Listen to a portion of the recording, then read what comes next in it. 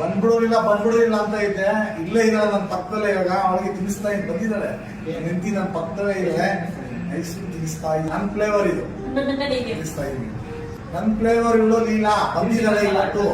ನನ್ನ ಗಂಡ ನನ್ನ ಮಕ್ಕಳಿಗೋಸ್ಕರ ಹೋಗ್ತಾ ಇದ್ದೀನಿ. ಇನ್ಮೇಲೆ ನನ್ನ ಗಂಡ ನನ್ನ ಮಕ್ಕಳು ಅಂತ ಬದುಕ್ತೀನಿ. ಗೊತ್ತಿಲ್ಲದೆ ನಾನು ತಪ್ಪು ಮಾಡ್ಬಿಟ್ಟಿದ್ದೀನಿ. ಇನ್ನು ಮುಂದೆ ನಾನು ಆ ತಪ್ಪು ಮಾಡಲ್ಲ.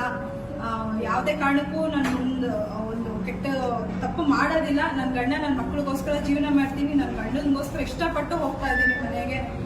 ನನ್ನ ಮಕ್ಕಳು ನನ್ನ ಗಂಡನಿಗೋಸ್ಕರ ಇನ್ಮೇಲೆ ಜೀವನ ಮಾಡ್ತೀನಿ.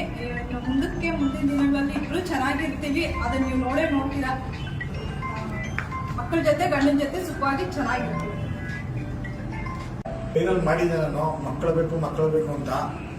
ನನಗೆ ನಮ್ಮ ಸಂಧ್ಯಾ ಮೇಡಮ್ ಬಂದು ಮಕ್ಕಳು ಕೊಡಿಸಿದ್ದಾರೆ, ನನ್ನ ಹೆಂಡತಿನೂ ಕೊಡಿಸಿದ್ದಾರೆ.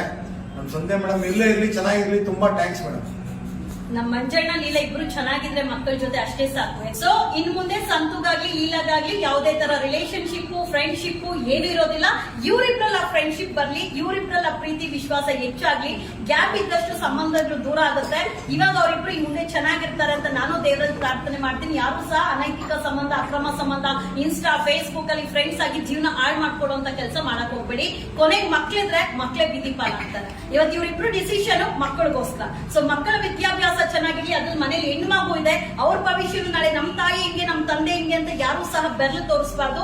ಅವ್ರಿಗೂ ಒಳ್ಳೆ ವಿದ್ಯಾಭ್ಯಾಸ ಸಿಗ್ಲಿ, ಒಳ್ಳೆ ಜೀವನ ಕಟ್ಕೊಳ್ಳಿ. ಇನ್ ಮುಂದೆ ಮಂಜು ಹಾಗೂ ಲೀಲಾನ ನೋಡುವಂತ ರೀತಿ ಪ್ರತಿಯೊಬ್ಬರು ಸಮಾಜದಲ್ಲಿ ಒಳ್ಳೆ ಕಮೆಂಟ್ಸ್ ಹಾಕಿ, ಸಾಧ್ಯವಾದ್ರೆ ಇಲ್ಲ ಕಮೆಂಟ್ಸ್ ಹಾಕ್ಬೇಡಿ, ಆದ್ರೆ ಅವ್ರಿಗೆ ಬ್ಲೆಸ್ಸಿಂಗ್ಸ್ ಮಾಡಿ. ಅಂತೂ ಇಂತೂ ಕ್ಲೈಮ್ಯಾಕ್ಸ್ ಬಂತು. ತುಂಬಾ ಖುಷಿಯಾದಂತ ವಿಚಾರ. ಲೀಲಾ ಬಂದ್ಬಿಡು ಲೀಲಾ ನನ್ನ ಫ್ಲೇವರ್ ಬಂದ್ಬಿಡು ಅಂತ ಹೇಳಿ ಫ್ಲೇವರ್ ಜೊತೆನೆ ಮಂಜು ಬಂದ್ಬಿಟ್ಟಿದ್ದಾರೆ ಎಂದಿನ ಕರ್ಕೊಂಡು ಹೋಗೋದಕ್ಕೆ.